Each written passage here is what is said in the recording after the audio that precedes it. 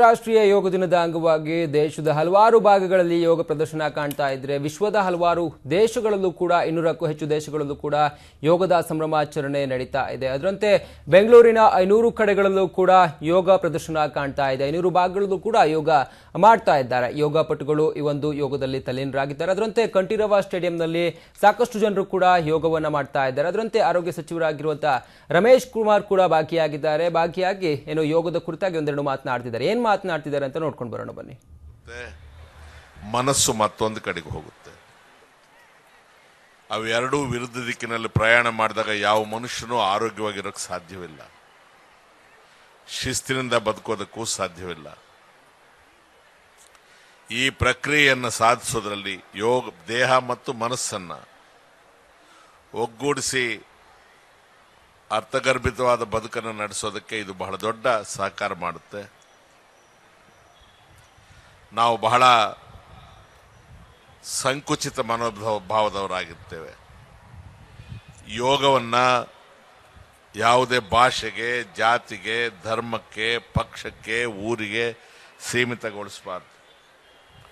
ಇದನ್ನ ಯಾರೂ ಜಾಗೀರ್ ಮಾಡ್ಕೊಳ್ಳೋಕೆ ಹೋಗಬಾರ್ದು. ಇದು ಎಲ್ಲ ಜನರಿಗೆ ಪ್ರಯೋಜನ ಆಗ್ತಕ್ಕಂಥದ್ದು, ಎಲ್ಲ ಜನರ ಬಾಗಿಲಿಗೆ ತಲುಪಬೇಕು.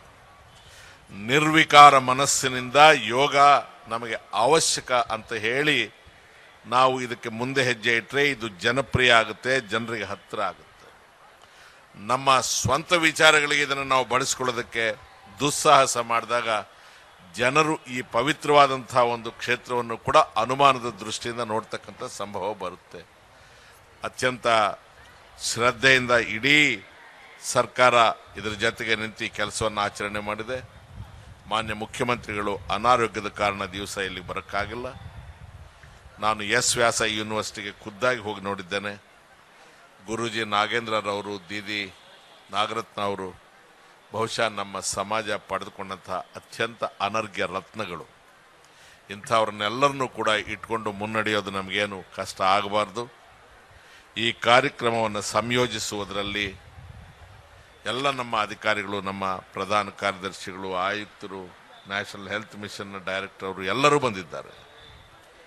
ಮತ್ತು ಉಳಿದೆಲ್ಲ ಯಾರೆಲ್ಲ ಇದಕ್ಕೆ ಸಹಕರಿಸಿದ್ದಾರೆ ಅವರಿಗೆಲ್ಲರಿಗೂ ಕೂಡ ಅಭಿನಂದನೆಗಳನ್ನು, ಮನಸ್ಪೂರ್ವಕ ಕೃತಜ್ಞತೆಗಳನ್ನು ತಿಳಿಸ್ತಾ 3ನೇ ಅಂತಾರಾಷ್ಟ್ರೀಯ ಯೋಗ ಒಳ್ಳೆಯ ಸಂದೇಶವನ್ನು ಜನರಿಗೆ ಸಾರಲಿ ಅಂತ ಹೇಳಿ ನನಗೆ ಈ ಅವಕಾಶವನ್ನು ಕೊಟ್ಟ ತಮಗೆಲ್ಲರಿಗೂ ವಂದಿಸಿ ನನ್ನ ಮಾತು ಮುಕ್ತಾಯ ಮಾಡಿ